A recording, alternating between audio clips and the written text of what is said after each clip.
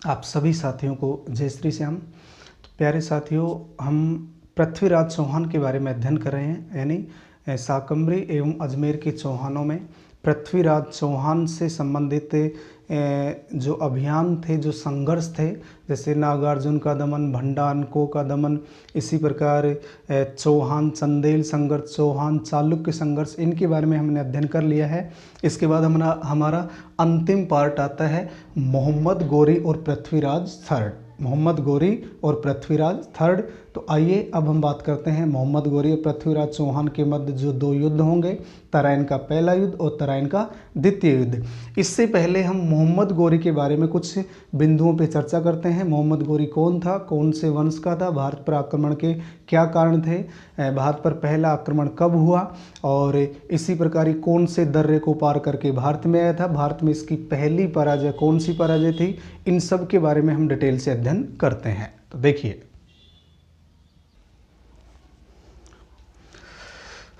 दोस्तों पहले हम मोहम्मद गोरी के बारे में बात करते हैं। देखिए, मोहम्मद गोरी, फिर उसके बाद इनमें जो युद्ध होंगे उनके बारे में हम डिटेल से अध्ययन करेंगे। तो मोहम्मद गोरी की यदि हम बात करें, अन्य नाम,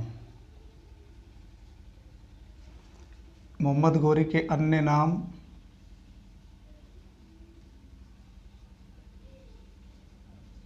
मुइजुद्दीन मोहम्मद गोरी, मुइजुद्दीन मोहम्मद गोरी, और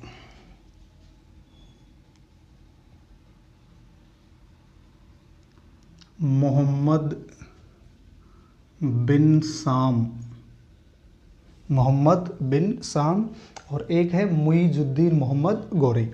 इसी प्रकार इसका वंश, कौन से वंश का शासक था ये, संसबनी वंश का शासक था। मोहम्मद गोरी कौन से वंश से संबंधित था, संसबनी वंश थे। इसी प्रकार ये 1173 ईस्वी में गजनी का शासक बना। 1173 ईस्वी में गजनी का शासक बना, और भारत पर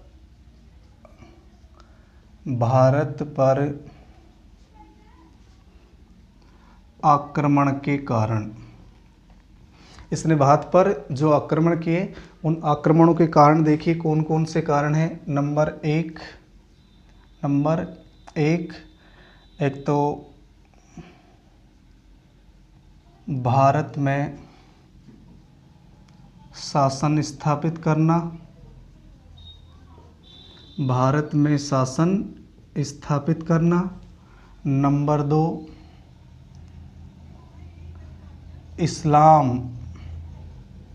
इस्लाम का प्रसार करना, इस्लाम का प्रसार करना। नंबर 3, पंजाब पर अधिकार करना, पंजाब पर अधिकार करना। और नंबर 4, धन की प्राप्ति। नंबर 4 पे आता है धन की प्राप्ति। तो 4 आक्रमण के प्रमुख कारण माने जाते हैं। भारत में साम्राज्य स्थापित करना, शासन स्थापित करना, इस्लाम का प्रसार करना, पंजाब पर अधिकार करना और धन की प्राप्ति। इसके पश्चात देखिए, भारत पर आक्रमण,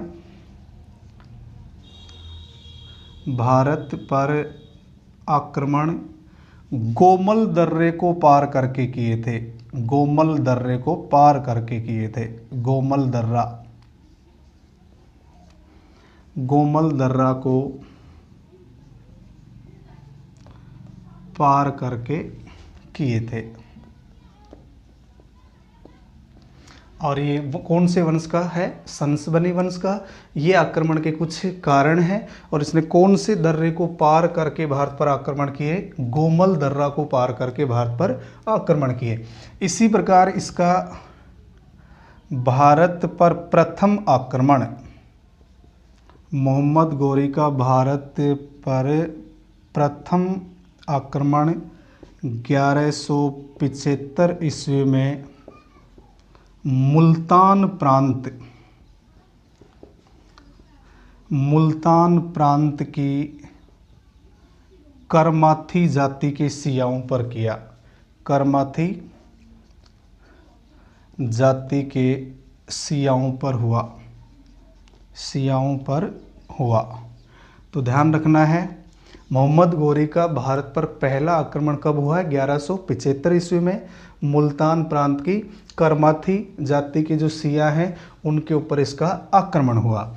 इसके पश्चात 1178 ईस्वी में मोहम्मद गोरी ने गुजरात पर आक्रमण किया। 1178 ईस्वी में गुजरात पर आक्रमण किया, लेकिन भीम सेकंड अथवा मूलराज ने अपनी विधवा माता नायिका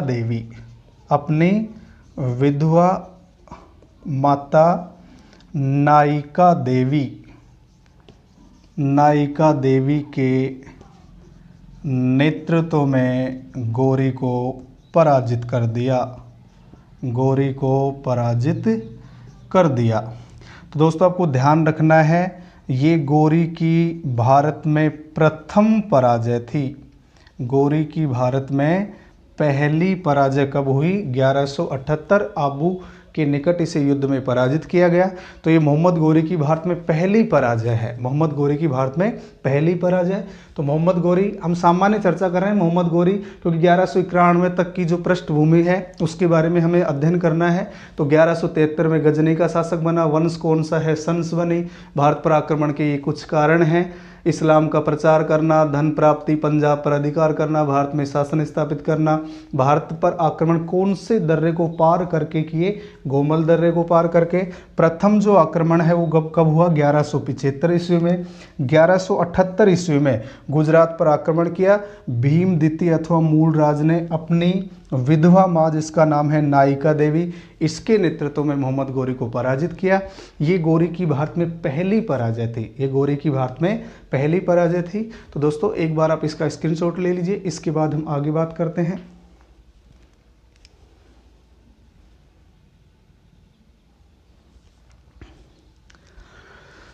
इसके पश्चात देखिए दोस्तों 1179 में मोहम्मद गोरी ने पंजाब पर आक्रमण किया। हमें 1191 तक आना है। इसके पश्चात देखिए 1179 ईस्वी में गोरी ने पंजाब पर आक्रमण किया।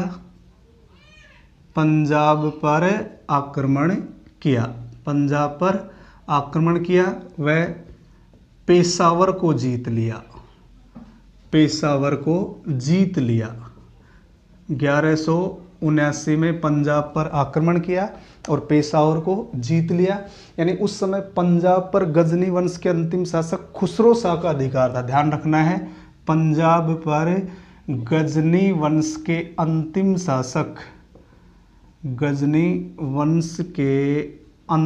शासक खुसरो शाह का अधिकार था। खुसरो शाह का अधिकार था। तो 1179 में मोहम्मद गोरी ने पंजाब पर आक्रमण किया, पेशावर को जीत लिया और पंजाब पर गजनी वंश के अंतिम शासक खुसरो शाह का अधिकार था। इसके पश्चात देखिए 1185 ईस्वी में गोरी ने सियालकोट पर अधिकार कर लिया। सियालकोट अथवा सयालकोट पर अधिकार कर लिया 1185 ईस्वी में। इसके पश्चात 1186 में लाहौर पर अधिकार कर लिया। 1186 ईस्वी में गोरी ने लाहौर पर अधिकार कर लिया।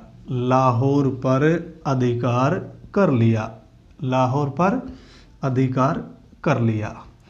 इसी प्रकार 1188 में इसने भटिंडा पर आक्रमण किया। 1188 ईस्वी 1188 ईस्वी में गोरी ने भटिंडा पर आक्रमण किया।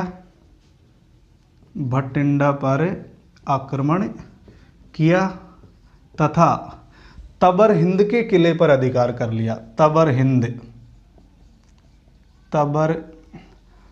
हिंद के किले पर अधिकार कर लिया। तो देखिए 1175 में सबसे पहला आक्रमण मुल्तान पर हुआ। 1175 में पहला आक्रमण मुल्तान, फिर 1178 में मूलराज अथवा भीम द्वितीय के द्वारा उसे पराजित कर दिया गया। 1179 में पंजाब पर आक्रमण किया, पेशावर को जीत लिया। और पंजाब पर किसका अधिकार था? गजनी वंश के अंतिम शासक खुसरो शाह का अधिकार था। इसके पश्चात 1185 में गोरी ने सियालकोट अथवा सयालकोट पर अधिकार कर लिया। 1186 में लाहौर पर अधिकार किया और 1188 में भटिंडा पर आक्रमण किया तथा तबर हिंद के किले पर आक्रमण करके उसे अपने अधिकार में ले लिया। और तबर हिंद के किले पर आक्रमण करना ही तराइन के पहले युद्ध का तात्कालिक कारण बना। ध्यान रखना है, यह घटना तराइन के प्रथम युद्ध का तात्कालिक कारण बना। यह घटना कौन सी घटना? भटिंडा पर आक्रमण करके तबर हिंद के किले पर अधिकार करना तराइन के पहले युद्ध का क्या माना जाता है? तात्कालिक कारण माना जाता है। क्योंकि जैसे हम बात करें नंबर 2, पृथ्वीराज थर्ड अजमेर और दिल्ली का शासक था। अजमेर व दिल्ली का शासक था। पृथ्वीराज चौहान इस समय कहाँ का शासक है? अजमेर और दिल्ली, मुख्य रूप से अजमेर, दिल्ली उसके नियंत्रण में है। और नंबर 3 पृथ्वीराज थर्ड तबर हिंद पर अपना अधिकार मानता था। तबर हिंद पर अपना अधिकार मानता था।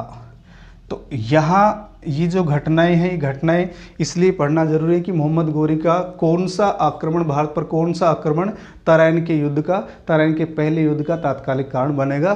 तो तबर हिंद के किले पर अधिकार करना तराइन के पहले युद्ध का तात्कालिक कारण माना जाता है। अब इन दोनों में 2 युद्ध होंगे, तराइन का पहला युद्ध और तराइन का दूसरा युद्ध। तो एक बार इसका स्क्रीनशॉट ले लीजिए, उसके बाद हम बात करते हैं तराइन के 2 युद्ध।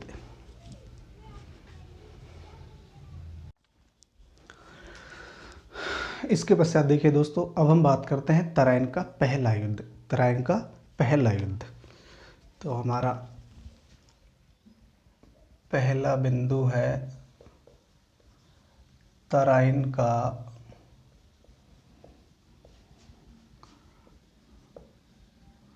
प्रथम युद्ध 1191 ईस्वी। तराइन का पहला युद्ध 1191 ईस्वी। तो एक तो यह युद्ध, तराइन का मैदान हरियाणा में है। यह मैदान हरियाणा में स्थित है। तराइन का युद्ध किस किस के मध्य हुआ? मोहम्मद गोरी व पृथ्वीराज चौहान के मध्य हुआ। पृथ्वीराज चौहान थर्ड व मोहम्मद गोरी के मध्य।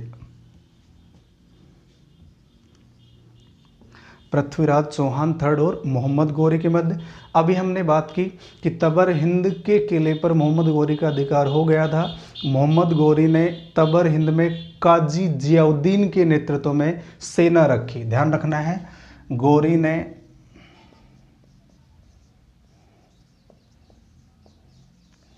काजी जियाउद्दीन के नेतृत्व में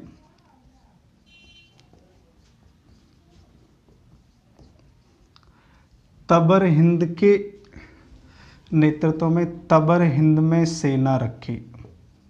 तबर हिंद में सेना रखी, तबर हिंद पर अधिकार कर लिया। और किसके नेतृत्व में यहाँ सेना रखी? काजी जियाउद्दीन के नेतृत्व में सेना रखी। इसके पश्चात देखिए, पृथ्वीराज थर्ड के साथ दिल्ली का गवर्नर गोविंदराज भी था। गोविंदराज था। और पृथ्वीराज चौहान का सेनापति, पृथ्वीराज थर्ड का सेनापति खांडे राव।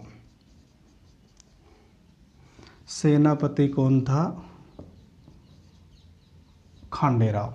तो गोविंदराज ने आक्रमण करके मोहम्मद गोरी को घायल कर दिया था। ध्यान रखना है, इस युद्ध में गोविंदराज ने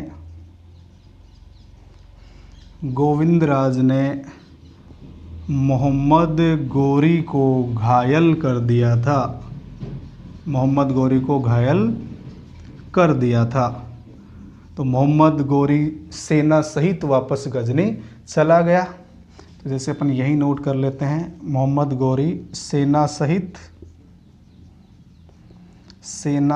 वापस गजनी चला गया। और इस युद्ध में पृथ्वीराज चौहान की विजय हुई। तो पृथ्वीराज थर्ड इस युद्ध में विजयी हुए। पृथ्वीराज थर्ड इस युद्ध में विजयी हुए। तो तराइन का पहला युद्ध कब हुआ? 1191 में। इस युद्ध में पृथ्वीराज चौहान विजयी हुए। लेकिन पृथ्वीराज चौहान की सबसे बड़ी भूल, इस युद्ध में पृथ्वीराज चौहान की सबसे बड़ी भूल क्या मानी जाती है? कि पृथ्वीराज चौहान ने मोहम्मद गोरी को बंदी नहीं बनाया और भागती हुई सेना पर आक्रमण नहीं किया। उसका खामियाजा पृथ्वीराज चौहान को अगले ही वर्ष भुगतना पड़ेगा, क्योंकि अगले वर्ष 1192 में दूसरा तराइन का युद्ध होगा, जिसमें मोहम्मद गोरी विजयी होंगे। दशरथ शर्मा ने भी पृथ्वीराज चौहान की आलोचना की है, पृथ्वीराज चौहान को शिथिल बताया, शैथिल्य बताया है। और इसी प्रकार इतिहासकारों के द्वारा कहा गया है कि पृथ्वीराज चौहान को उसकी राजनीतिक भूलों के लिए इतिहास में क्षमा नहीं किया जाएगा। पृथ्वीराज चौहान को उसकी राजनीतिक भूलों के लिए इतिहास में कभी भी क्षमा नहीं किया जाएगा, क्योंकि यदि पृथ्वीराज चौहान इस समय मोहम्मद गोरी को गिरफ्तार करके मार देते तो शायद आगे भविष्य क्या होता है इसके बारे में खैर हम कल्पना नहीं कर सकते, लेकिन अनुमान लगा सकते हैं कि पृथ्वीराज चौहान का यहाँ संपूर्ण दिल्ली के क्षेत्र पर अधिकार स्थापित हो सकता था। लेकिन इसके बाद परिस्थितियाँ बदली हुई देखने को मिलेंगी, क्योंकि मोहम्मद गोरी के पश्चात फिर कुतुबुद्दीन ऐबक के द्वारा दिल्ली सल्तनत की स्थापना कर दी जाती है। उसके बाद 1526 में मुगल भारत में आ जाते हैं। उसके बाद भारत पर अंग्रेजों का अधिकार स्थापित हो जाता है। इसीलिए इतिहासकारों ने पृथ्वीराज चौहान के बारे में लिखा है कि पृथ्वीराज चौहान को उसकी राजनीतिक भूलों के लिए इतिहास में कभी भी क्षमा नहीं किया जा सकता। तो तराइन का पहला युद्ध जिसमें पृथ्वीराज चौहान विजयी हुए और मोहम्मद गोरी पराजित हुआ, इसका स्क्रीनशॉट ले लीजिए। इसके बाद हम बात करते हैं तराइन का दूसरा युद्ध।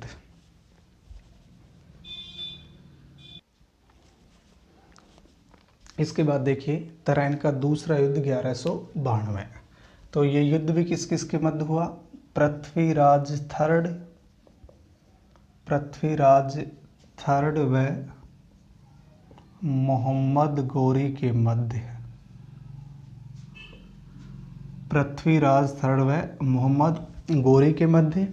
देखिए हसन निजामी के अनुसार, हसन निजामी जिन्होंने एक पुस्तक लिखी ताज उल मासिर, जो किसकी रचना है? हसन निजामी। इसके अनुसार गोरी ने लाहौर से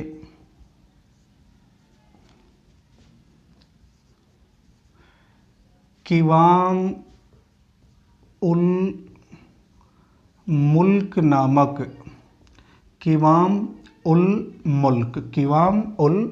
नामक राजदूत को किवाम उल मुल्क राजदूत को पृथ्वीराज के पास या पृथ्वीराज थर्ड के पास अधीनता स्वीकार करने के लिए भेजा कि आप मोहम्मद गोरी की अधीनता स्वीकार कर लें। अधीनता स्वीकार करने के लिए भेजा, लेकिन पृथ्वीराज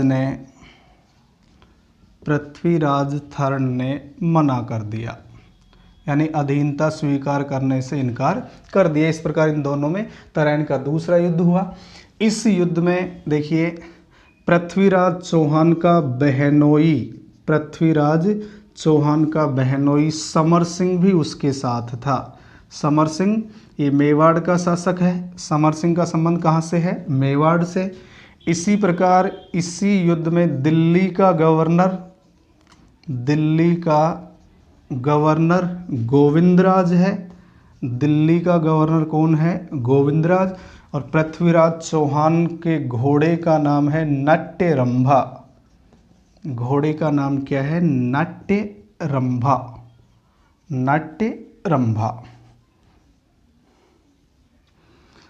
तो इस युद्ध में पृथ्वीराज चौहान पराजित हुए और मोहम्मद गोरी विजयी हुआ। मोहम्मद गोरी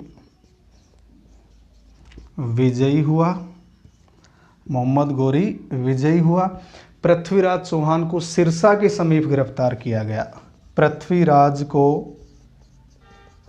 पृथ्वीराज को सिरसा के समीप गिरफ्तार कर लिया गया। सिरसा हरियाणा में, सिरसा के समीप गिरफ्तार या कैद कर लिया गया। तो दोस्तों तराइन का पहला युद्ध मोहम्मद गोरी पर हार जाता है, लेकिन दूसरे युद्ध में मोहम्मद गोरी विजयी हुआ। अब देखो सामान्य रूप से आपको याद रखना है, अगर क्वेश्चन पूछा जाए कि पृथ्वीराज चौहान और मोहम्मद गोरी में कितने युद्ध हुए, पृथ्वीराज थर्ड व मोहम्मद गोरी के मध्य 2 युद्ध हुए हैं। ध्यान रखना है, कितने युद्ध हुए हैं? 2 युद्ध हुए थे।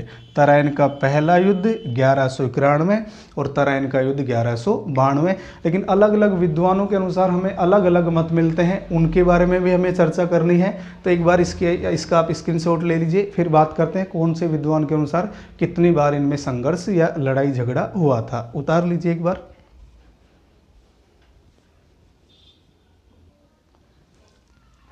इसके पश्चात देखिए दोस्तों, पृथ्वीराज रासो के अनुसार पृथ्वीराज चौहान की मृत्यु गजनी में हुई थी। ध्यान रखना है, जैसे हम बात करें नंबर 1 पृथ्वीराज रासो के अनुसार मृत्यु गजनी में हुई। इसके पश्चात नंबर 2 हसन निजामी के अनुसार मृत्यु कहाँ हुई? अजमेर में मृत्यु हुई।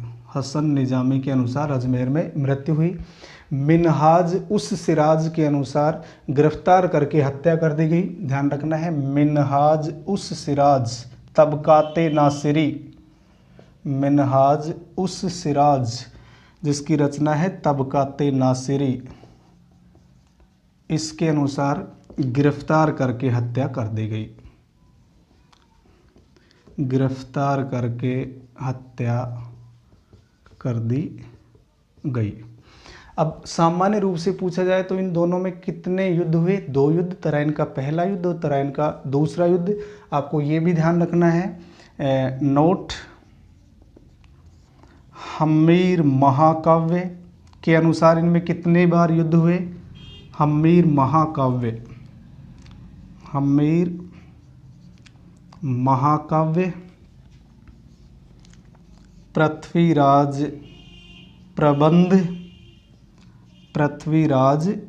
प्रबंध नंबर 3 पृथ्वीराज रासो पृथ्वीराज रासो, और एक आता है आपका प्रबंध चिंतामणि। प्रबंध चिंतामणि। तो इनके अनुसार अलग अलग मत आते हैं कि पृथ्वीराज चौहान ने मोहम्मद गौरी को कितनी कितनी बार पराजित किया। तो हम्मीर महाकाव्य के अनुसार 7 बार, पृथ्वीराज प्रबंध के अनुसार 8 बार, पृथ्वीराज रासो के अनुसार 21 बार, और आपका प्रबंध चिंतामणि है इसके अनुसार 23 बार। तो ये अलग अलग मत आते हैं विद्वानों के, यानी इनके अनुसार पृथ्वीराज ने मोहम्मद गौरी को पराजित किया था। पृथ्वीराज थर्ड ने गौरी को पराजित किया था, गौरी को पराजित किया था। तो ये ध्यान रखना है, कुछ छोटे छोटे बिंदु हैं। इसके पश्चात यदि हम बात करें तो 1192 में पृथ्वीराज चौहान की मृत्यु हुई। पृथ्वीराज चौहान के पश्चात मोहम्मद गौरी ने उसके पुत्र गोविंदराज को अजमेर का प्रशासक बनाया था। ध्यान रखना है, मोहम्मद गौरी ने गोविंदराज को, ये पृथ्वीराज चौहान का पुत्र है गोविंदराज, गोविंदराज को अजमेर का प्रशासक बनाया था, अजमेर का प्रशासक बनाया था। और पृथ्वीराज चौहान के भाई हरिराज ने आत्महत्या कर ली थी। पृथ्वीराज चौहान के भाई हरिराज ने आत्महत्या कर ली थी। ध्यान रखना है आपको ये भी, हरिराज ने आत्महत्या कर ली थी। तुर्कों से परेशान होकर हरिराज ने आत्महत्या कर ली थी। ये भी आपको ध्यान रखना है। तो एक बार आप इसका स्क्रीनशॉट ले लीजिए। उसके बाद कुछ और बचे हुए हैं उनका अध्ययन करते हैं।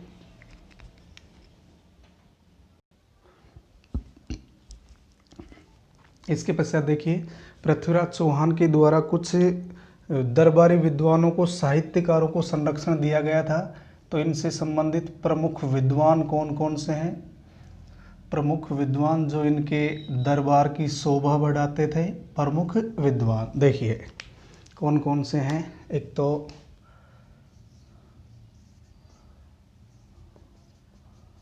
विद्यापति गौड़,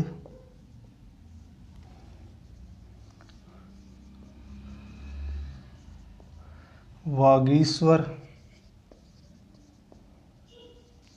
जनार्दन, चंद्रबरदाई,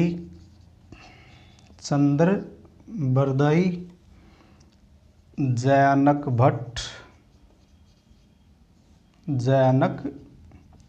भट्ट, विद्यापति गौड़, वागीश्वर, जनार्दन, चंद्रबरदाई, विद्यापति गौड़।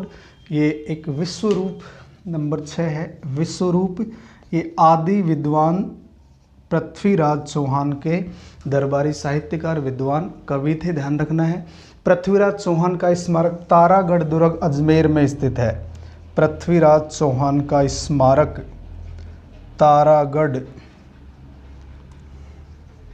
दुर्ग अजमेर में स्थित है। तारागढ़ दुर्ग अजमेर में स्थित है। इसके पश्चात देखिए, मोहम्मद गौरी ने 1194 में चंदावर के युद्ध में, चंदावर के युद्ध में जयचंद गहेड़वाल को पराजित किया था। ध्यान रखना है, 2-3 बिंदु हैं, साथ साथ और देख लीजिए। चंदावर का युद्ध, चंदावर का युद्ध 1194 ईस्वी, और इस युद्ध में गौरी ने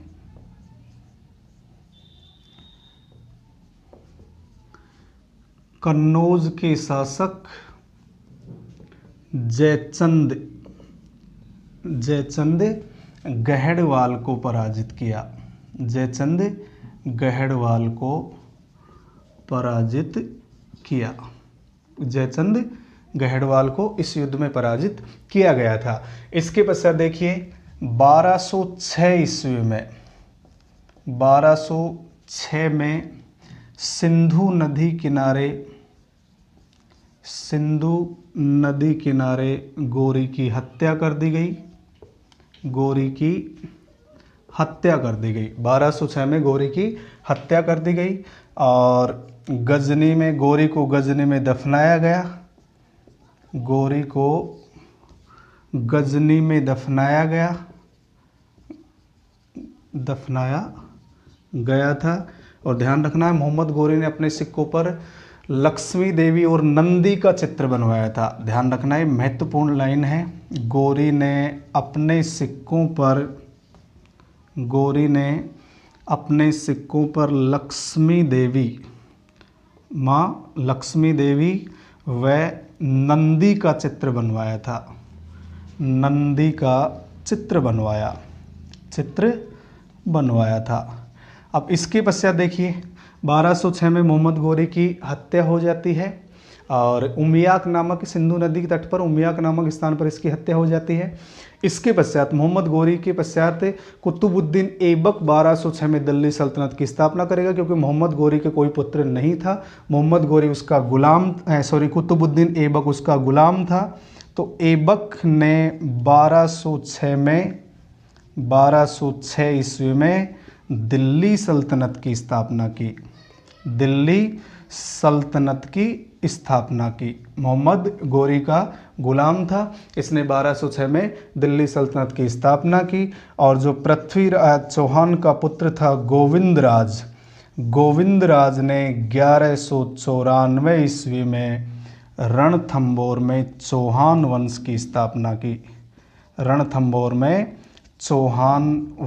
की स्थापना किसके द्वारा की गई? गोविंदराज के द्वारा की गई। और ये गोविंदराज कौन था? पृथ्वीराज चौहान का पुत्र। तो ये था दोस्तों अजमेर के चौहान, अजमेर और शाकंभरी के चौहान शासक। इसके पश्चात जो नेक्स्ट टॉपिक होगा वो होगा रणथंभौर का चौहान। तो आप इस वीडियो को एक बार देखिए, आसानी से कवर हो जाएगा।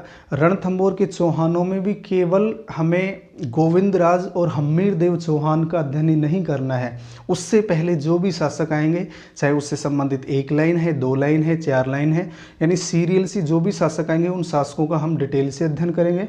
तो आज की वीडियो में इतना ही। इसके बाद नेक्स्ट टॉपिक होगा हमारा रणथंभौर का चौहान वंश। जय हिंद, जय भारत।